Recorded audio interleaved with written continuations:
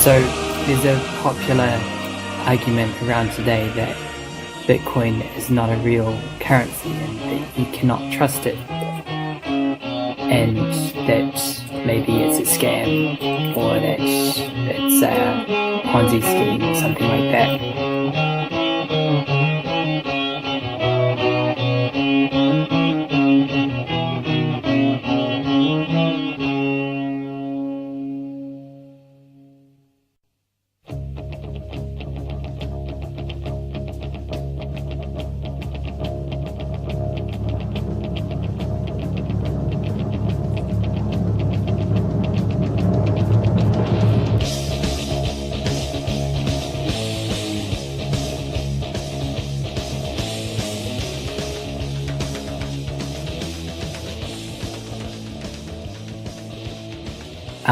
It's Today, true. The best, the people that study history like to pull the tulip mania from Holland. They like to pull it out and say it's just tulips. oh yeah. So today we're going to make the case that Bitcoin is just as much money as something like the US dollar, and there might be different arguments you can make about the investment value and something like that, but we're not going to talk today about the investment value of Bitcoin, just that it is money in the same sense that the US dollar is money. And you can even make the argument that it is a store of value the same as gold. Yeah. Okay. And there's a better argument that Bitcoin is a store of value same as gold, then the US dollar is a store of value same as gold. Yeah. So we can make this case by looking at basically... We can actually make this case incredibly simply. Why is Bitcoin the same as the US dollar? Or at least, why is the Bitcoin at least the same or better than the US dollar? Because yesterday you could exchange it for US dollars. Yeah. And today you can exchange it for US dollars. You can also exchange those US dollars for gold, and then you can also exchange any currency on the planet for gold, and its valuation varies from country to country. That doesn't matter. You can exchange all those currencies for gold if you can get hold of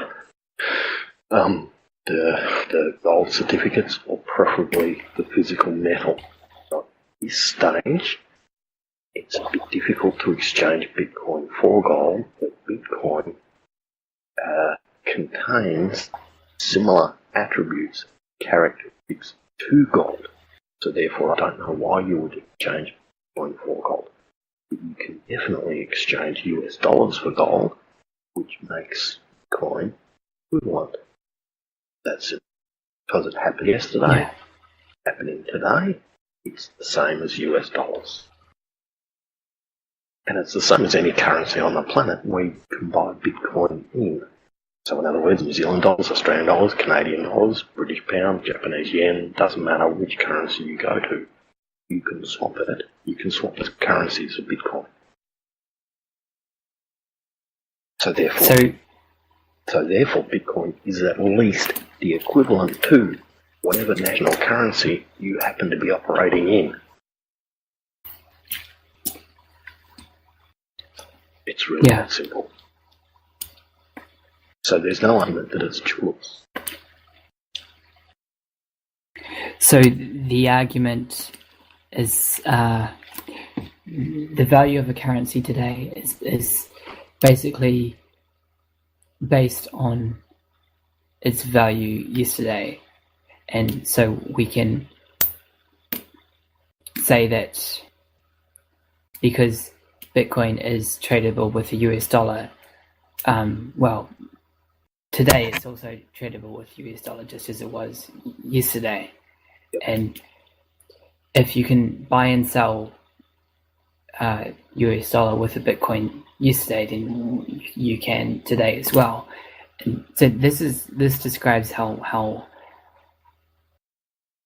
something like Bitcoin can come to be accepted as a currency, and the same principle applies to how the modern US dollar is still treated as money, even though it's not backed by gold.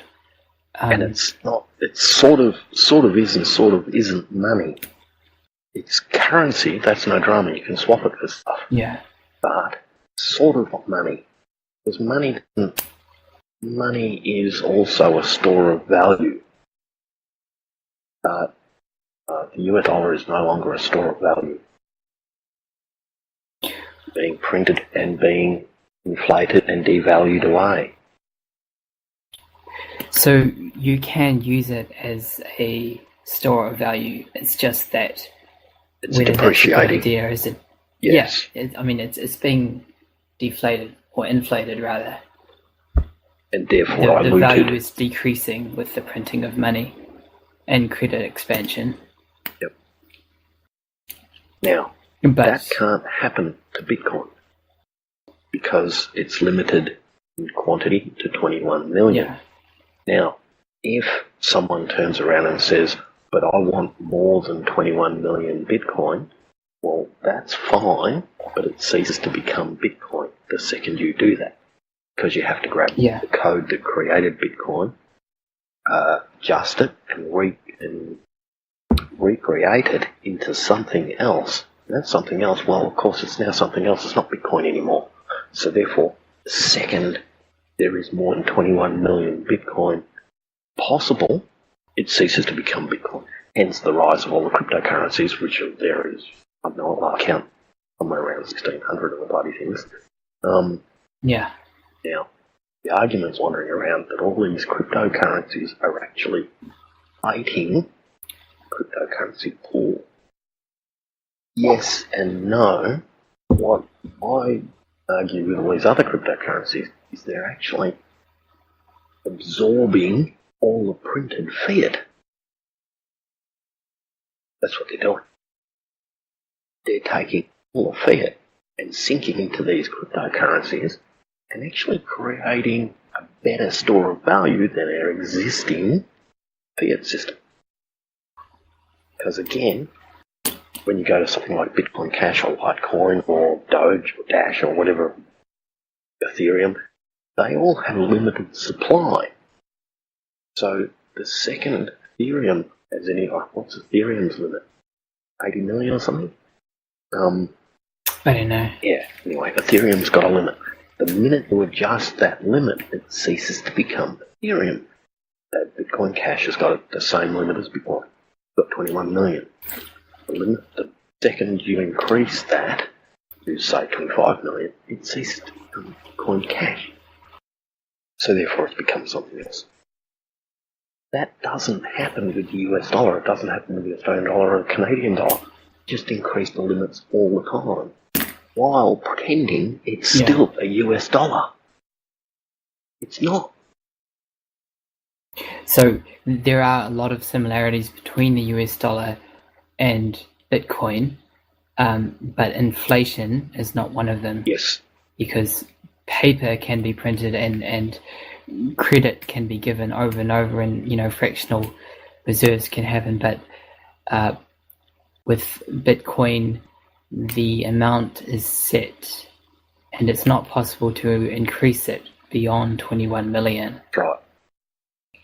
And so the basis, the reason why it's not possible is it's mathematically not possible. Yeah, that's right. It's not because someone's just made up some rules and said that's it, it's 21 million, therefore someone can be bribed and change that 21 million can change. No, it's mathematically, in other words, the